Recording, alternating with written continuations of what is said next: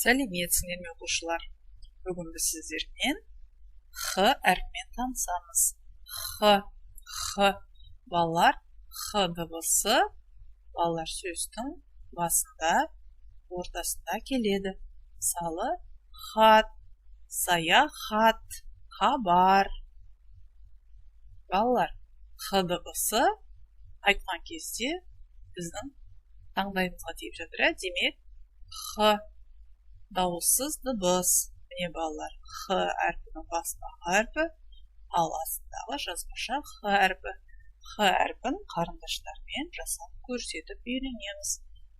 Хат. Оқулықтағы сөздермен өлеңді мәнерлеп оқимыз. Ораза ақын Асқардың өлеңі.